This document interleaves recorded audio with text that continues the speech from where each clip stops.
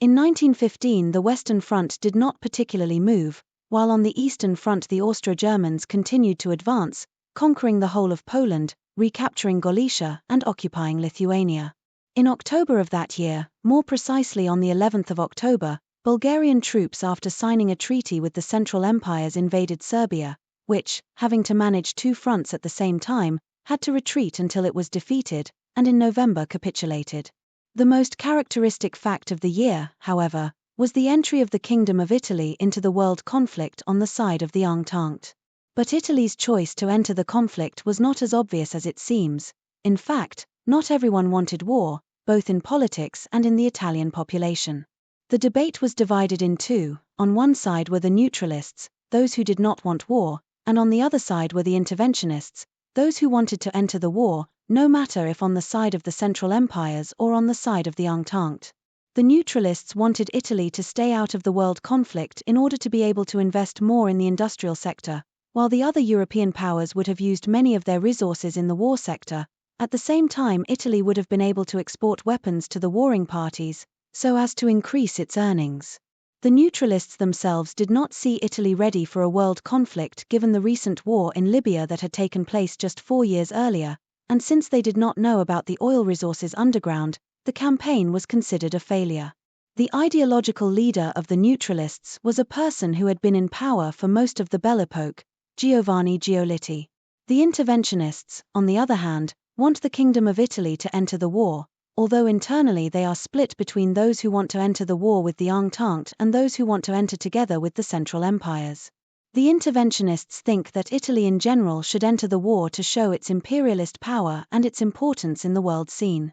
The thing that unites all interventionists, however, is the common contempt for the Giolittian dictatorship that has been in place over Italy for years.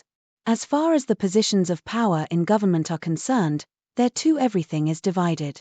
The king, Victor Emmanuel III, was very much in favor of war and in fact preached an interventionist path. In fact, he asked Albertini, the interior minister of the time, to hear the two sides of the conflict to see what they would offer the country in exchange for entering the war. The Triple Alliance would have given Italy in case it entered the war, Nice and Savoy, which had been in French hands since 1848, Corsica, an Italian majority region, and Tunisia. Instead, the Entente would give Italy the famous Irredent lands that the country had wanted for more than 30 years, Trentino, South Tyrol, Istria, Dalmatia, and also other lands around the world such as Antalya on the Anatolian coast and the distribution of German colonies in Africa. Italy, enticed by the Entente's proposal, signed the Treaty of London on the 26th of April, 1915, which obliged it to enter the war within a month of signing the treaty.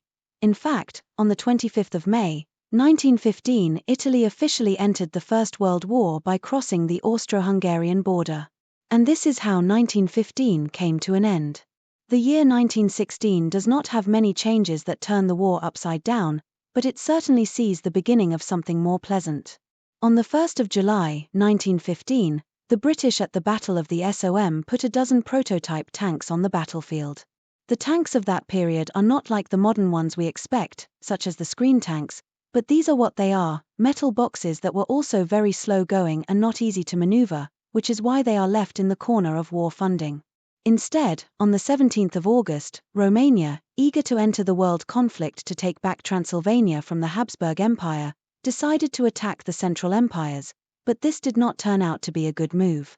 In fact, in less than a month, the capital is already under German control along with the whole of Romania, which is a godsend for the Germans who can thus seize the vast Romanian agricultural fields and the vast oil reserves of Ploiesti.